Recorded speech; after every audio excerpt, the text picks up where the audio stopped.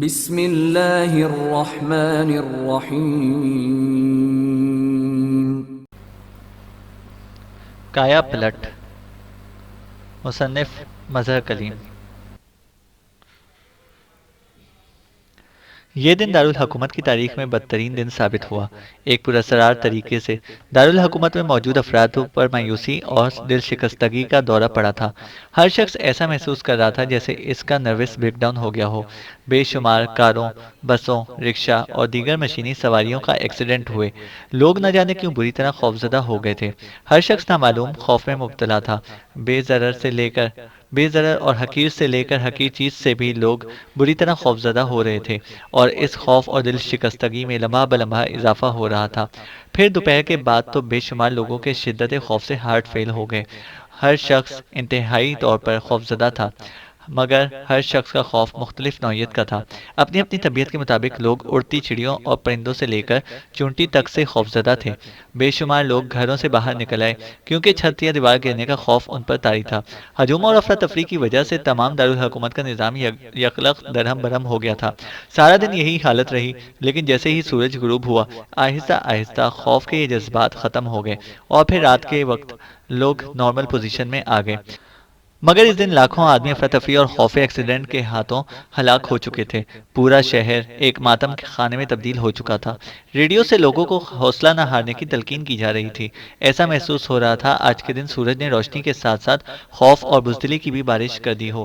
پھر دوسرے شہروں سے مدد طلب کی گئی اور پولیس اور امن کاروں نے ہلاک شدہ اور زخمی افراد کو راستوں اور سڑکوں سے اٹھا کر مردہ خانوں اور اسپتالوں میں پہنچانا شروع کر دیا۔ لوگ اب اس بات سے بھی خوفزدہ تھے کہ کہیں کل کا دن بھی یہی حال لے کر نہ طلوع ہو۔ شہر میں چمگوئیاں اور افواہوں کا طوفان آیا ہوا تھا۔ ہر شخص ایک نئے رنگ سے اس مسئلے پر غور و فکر کر رہا تھا۔ جاہل لوگ اسے عذاب خداوندی سے تعبیر کر رہے تھے، جبکہ تعلیم یافتہ افراد اس کے سائنسی اور عقلی وجود تلاش کر رہے تھے۔ لیکن مسئلہ کسی کی بھی سمجھ میں نہیں آ رہا تھا، کیونکہ ایسے حالات آج سے پہلے انہوں نے دیکھے تو کجا سنے تک نہیں تھے۔ طب اور میڈیکل کی کتابوں میں ایسی کسی وبا کا ذکر تک نہیں تھا۔ لاؤڈ اسپیکروں سے مسلسل لوگوں کو پرسکون اور بے خوف رہنے کی تلقین کی جا رہی تھی۔ چنانچہ کافی رات گئے شہر کی فضا قدرے پرسکون ہو سکی۔ پولیس اور دیگر حکام نے مسلسل شہر میں گشت کر رہے تھے۔ یہ ایک خطرناک ترین بحران تھا جس نے پورے دارالحکومت کی جڑوں تک کو ہلا کر رکھ دیا تھا۔ ایک ایسا مسئلہ جو لایعنہل نظر آ رہا تھا۔ ٹائیگر اپنے دوست اعظم کے پاس بیٹھا گفتگو میں مصروف تھا۔ اس کا یہ دوست فوج میں کرنل کے عہدے پر فائز تھا۔ اس سے پہلے بھی ٹائیگر کی اس سے کئی بار فوجی زندگی کے بارے میں گفتگو ہو چکی تھی، اور اس نے کرنل اعظم کو ہمیشہ پرجوش اور بہادر پایا۔ اس نے اکثر محسوس کیا تھا کہ کرنل اعظم دشمن کا سر کچلنے کے لیے ہر وقت تیار رہتا تھا۔ مگر آج تو دنیا ہی بدلی ہوئی تھی۔ کرنل اعظم اس کے سامنے ایک خوفزدہ اور بزدل آدمی کے روپ میں تھا۔ پہلے تو اسے اپنے کانوں پر یقین نہ آیا، لیکن جب اس نے کرنل اعظم کو سنجیدہ پایا تو وہ خود بھی اس بات پر انتہائی سنجیدگی سے سوچنے لگا۔ کرنل اعظم اب جنگ سے خوفزدہ تھا۔ دوسرے لفظوں میں کرنل اعظم موت سے خوفزدہ تھا، اور یہ ٹائیگر کے لیے عجیب ترین بات تھی۔ مگر اس سے پہلے تو تم کبھی بھی ایسی بزدلی کی باتیں نہیں کرتے تھے، ٹائیگر نے بڑی سنجیدگی سے سوال کیا۔ اس میں بزدلی کی کیا بات ہے؟ جان ہر ایک کو پیاری ہوتی ہے۔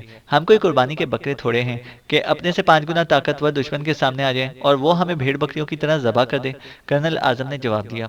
لیکن اس سے پہلے ایک جنگ تم اس دشمن کے خلاف لڑ چکے ہو، اور تم اور تمہارے ساتھیوں نے اپنے سے 5 گنا دشمن کے چھکے چھڑا دیے تھے، ٹائیگر نے دلیل دی۔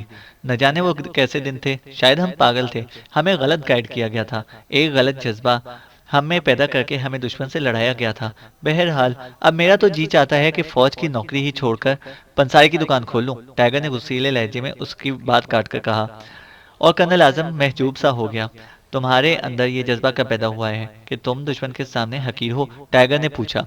چند دن پہلے تو ایسی کوئی بات نہیں تھی، ہم نے کبھی اس پہلو پر سوچا بھی نہ تھا، مگر اب پوری چھاؤنی اسی پہلو پر سوچ رہی ہے، کرنل اعظم نے جواب دیا۔ اگر میں یہ کہوں کہ تمہاری یہ سوچ غلط ہے تو تمہارا کیا جواب ہوگا؟ ٹائیگر نے سوال کیا۔ میں یہ کہوں گا کہ تم غلط سوچ رہے ہو، کرنل اعظم نے بغیر جھجک کے جواب دیا۔ چھاؤنی میں ہونے والا کوئی خاص واقعہ جو اس مسئلے پر روشنی ڈال سکے؟ ٹائیگر نے سوال کیا۔ کرنل اعظم چند لمحوں تک سوچتا رہا، پھر اس نے واٹر کلیننگ پلانٹ کا واقعہ اسے بتلایا۔ ٹائیگر یہ واقعہ سن کر اچھل ہی پڑا۔ کرنل اعظم، میں تمہیں ایک مشورہ دوں گا، آج سے تم پانی ابال کر پینا۔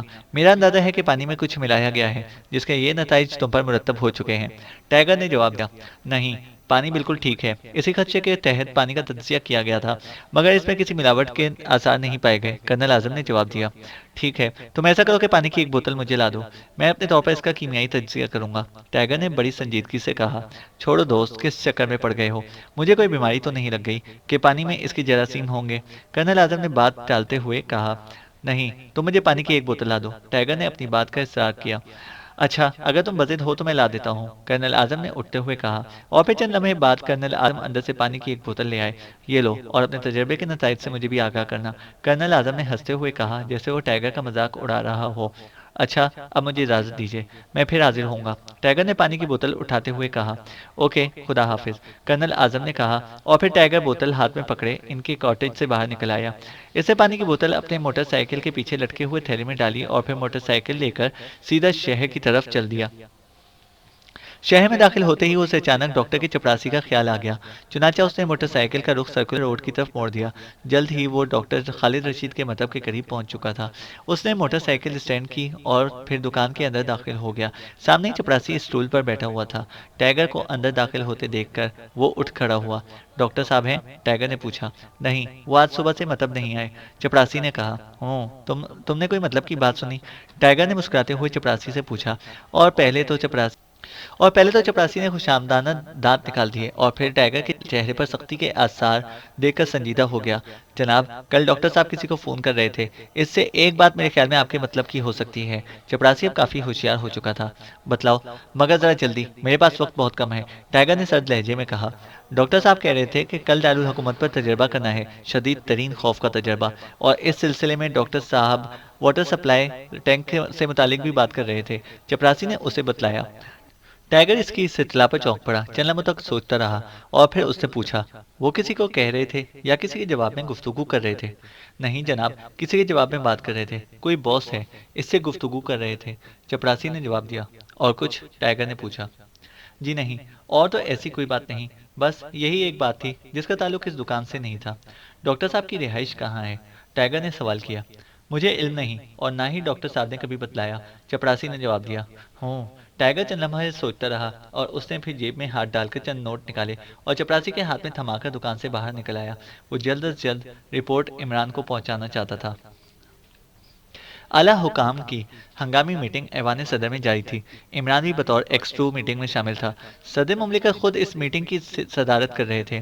میٹنگ میں آج کے بحران پر گرما گرم بحث جاری تھی۔ اس میٹنگ میں ملک کے سرگردہ سائنسدان بھی شامل تھے اور ملک کا سب سے بڑا سائیکولوجسٹ ڈاکٹر انور بھی میٹنگ میں شامل تھا، لیکن کوئی شخص کسی نتیجے تک نہیں پہنچ پا رہا تھا۔ اصل مسئلہ ہی ان کی سمجھ سے باہر تھا۔ وزیر دفاع نے چھاؤنی میں واٹر کلیننگ پلانٹ میں ہونے والے واقعے سے بھی باقی ممبران کو آگاہ کیا اور اس کے ساتھ ہی یہ بتلایا کہ اس واقعے کے ہوتے ہی پانی کی سپلائی روک دی گئی اور پھر پانی کا ملٹری لیبارٹری میں اچھی طرح تجزیہ کیا گیا، مگر کسی بھی چیز کا سراغ نہ لگایا جا سکا۔ پانی بالکل صاف تھا، اس میں کسی قسم کے جراثیم وغیرہ نہیں پائے گئے تھے۔ چنانچہ باقاعدہ طور پر رپورٹ ملنے پر پانی کی سپلائی دوبارہ جاری کر دی گئی، لیکن پانی کے سپلائی ہونے کے 1 گھنٹے بعد چھاؤنی میں بھی حالت خراب ہونے شروع ہو گئی۔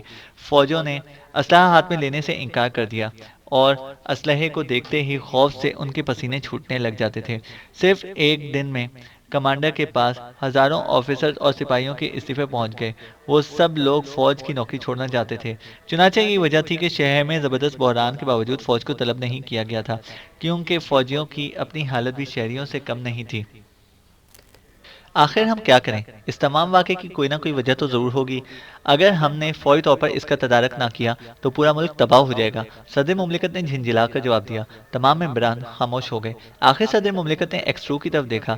مسٹر ایکس2، آپ کی کیا رائے ہے؟ صدر مملکت اب براہ راست ایکس2 سے مخاطب ہوئے، جواب جو اب تک خاموش بیٹھا تھا، تمام ممبران کی باتیں سن رہا تھا۔ میں ڈاکٹر انور کی رائے سننا چاہتا ہوں، ایکس2 نے ڈاکٹر انور کی طرف دیکھتے ہوئے کہا۔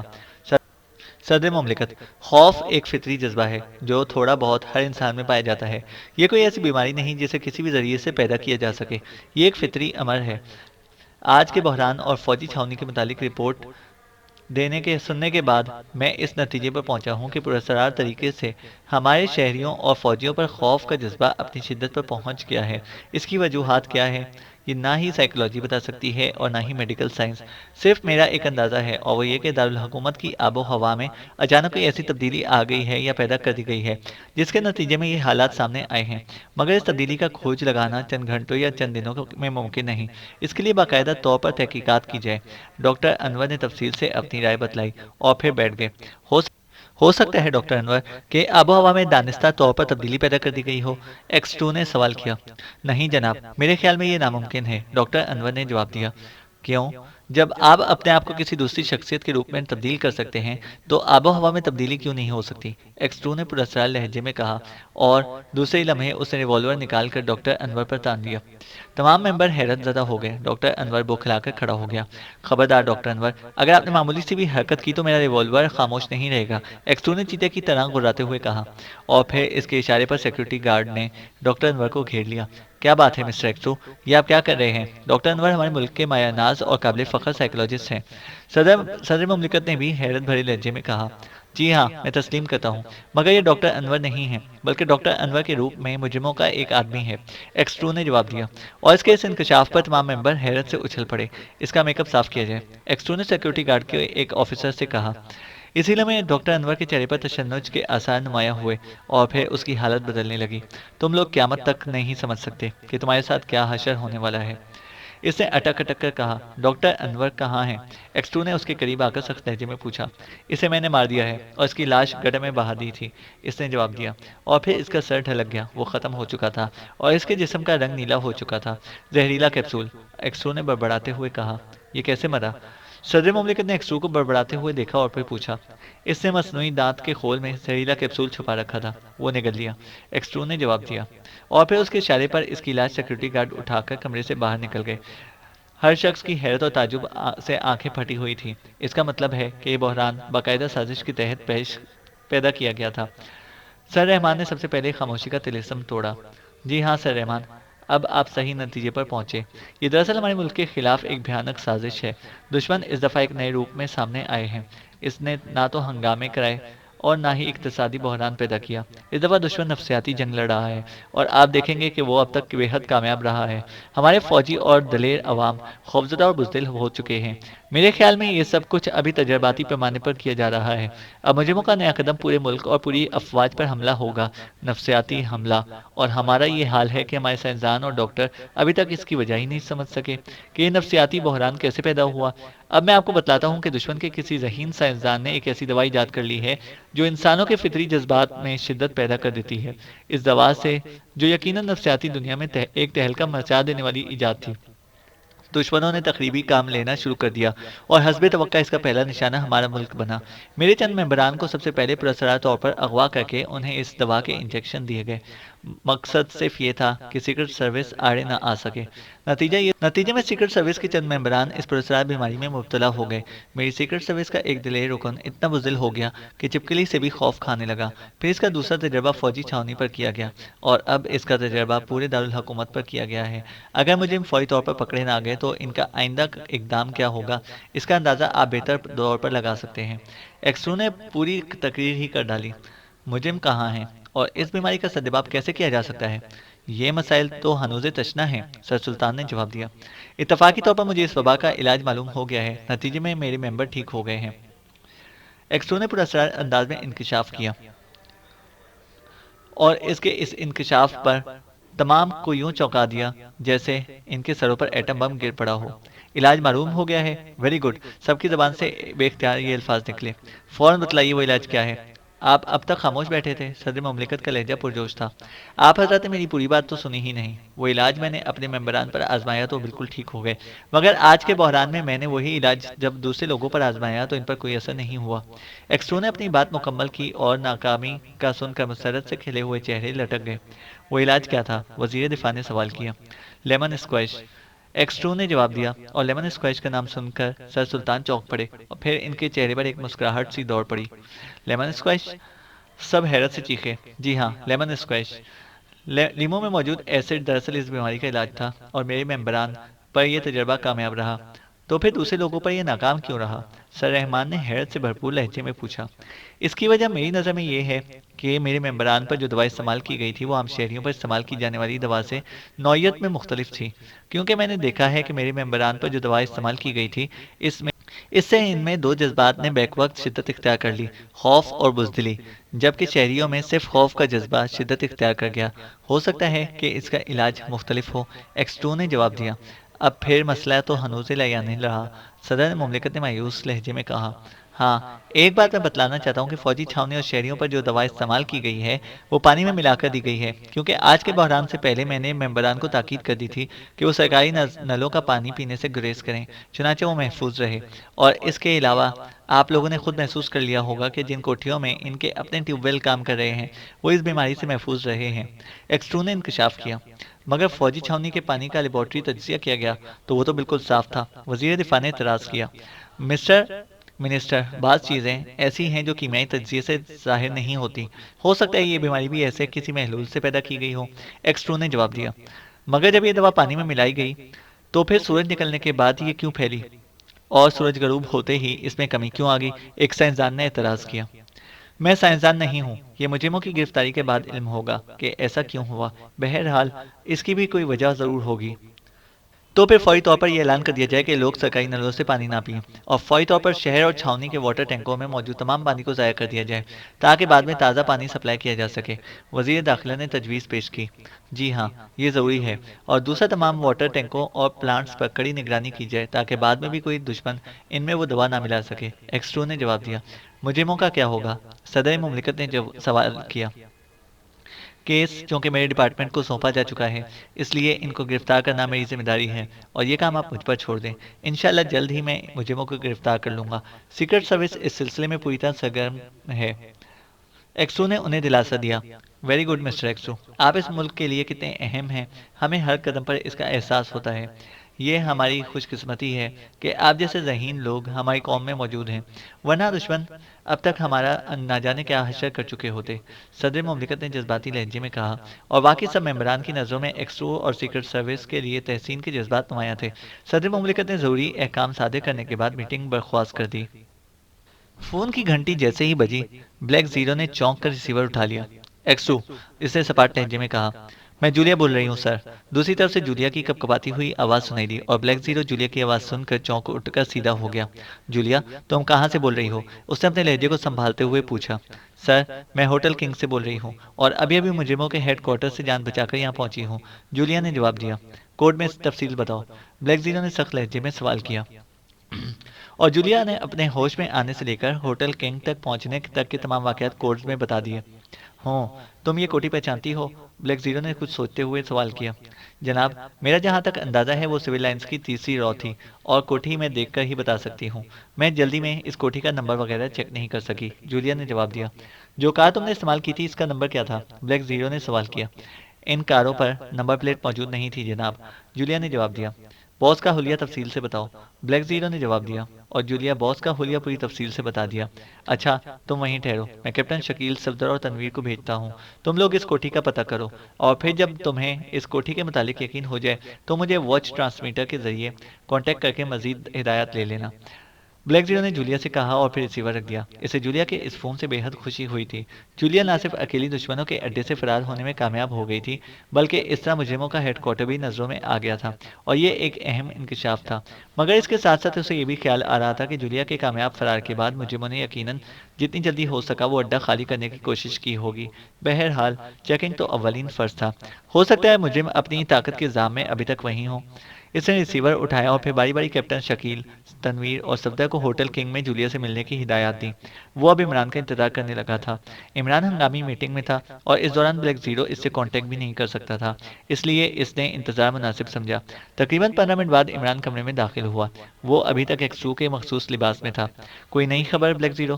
عمران نے کرسی پر بیٹھتے ہوئے سوال کیا، اور بلیک زیرو نے جولیا کی دی ہوئی تمام رپورٹ دہرا دی۔ ویری گڈ بلیک زیرو، اب ہم مجرموں پر یقیناً ہاتھ ڈال دیں گے۔ جولیا نے اس دفعہ قابل فخر کارنامہ انجام دیا ہے۔ عمران کا چہرہ خوشی سے سرخ ہو گیا۔ اسی لمحے کمرے میں تیز سیٹی کی آواز گونجنے لگی۔ بلیک زیرو سیٹی کی آواز سنتے ہی تیزی سے اٹھا اور پھر الماری میں سے ٹرانسمیٹر اٹھا کر میز پر لا رکھا۔ سیٹی کی آواز اس میں سے نکل رہی تھی۔ اس نے بٹن دبایا اور پھر پیچھے ہٹ گیا۔ کیونکہ عمران نے اسے خود بات کرنے کا اشارہ کیا تھا۔ Hello Julia speaking, sir, over. دوسری طرف سے جولیا کی آواز سنائی دی۔ Yes Julia, X two speaking, over. Imran نے بھرائے ہوئے لہجے میں جواب دیا۔ سر، ہم نے مطلوبہ کوٹھی ڈھونڈ لی ہے، یہ سول لائنز کی تیسری رو میں چوتھی کوٹھی ہے، اس کا نمبر 126 ہے، مگر سر کوٹھی پر مکمل طور پر اندھیرا چھایا ہوا ہے اور یوں محسوس ہوتا ہے جیسے کوٹھی خالی کی جا چکی ہے، اوور۔ جولیا نے جواب دیا۔ تم لوگ وہیں ٹھہرو، میں عمران کو بھیج رہا ہوں، اوور، عمران نے کہا اور پھر بٹن آف کر کے رابطہ ختم کر دیا۔ میں وہاں جاتا ہوں، شاید کوٹھی سے اس کا کوئی سراغ مل جائے، عمران نے بلیک زیرو سے کہا، اور اس نے ایک بار پھر ٹرانسمیٹر کا بٹن آن کر دیا اور اس کی فریکوینسی تبدیل کرنی شروع کر دی، پھر ایک اور بٹن دبا دیا۔ جلد ہی دوسری طرف سے ایک اور آواز سنائی دینے لگی۔ Tiger speaking, sir, over. Imran, over, Imran نے اصل لہجے میں کہا، مگر لہجے میں سختی نمایاں تھی۔ یس سر، اوور، ٹائیگر نے مؤدبانہ لہجے میں کہا۔ ٹائیگر، ٹائیگر، فوراً سول لائنز کی تیسری رو کی چوتھی کوٹھی نمبر 126 پہ پہنچو، یہ مجرموں کا ہیڈ کوارٹر ہے، سیکرٹ سروس کے ارکان اس کے گرد پھیلے ہوئے ہیں، مگر تم نے اپنے طور پر تحقیقات کرنی ہے، مجھے شبہ ہے کہ مجرم وہاں سے فرار ہو چکے ہیں، ہر ممکن طریقے سے ان کا سراغ لگانے کی کوشش کرو، مجھ سے کسی وقت بھی واچ ٹرانسمیٹر پر بات کر سکتے ہو، اوور۔ عمران نے احکامات دیے اور پھر بٹن دبا دیا۔ اسے الماری میں رکھ دو، عمران نے بلیک زیرو سے کہا اور پھر خود ڈریسنگ روم میں لباس تبدیل کرنے کے لیے چلا گیا۔ چینل کو سبسکرائب کریں اور بیل آئیکن کو پریس کریں تاکہ ہماری ہر اپ ڈیٹ آپ کو بر وقت مل سکے۔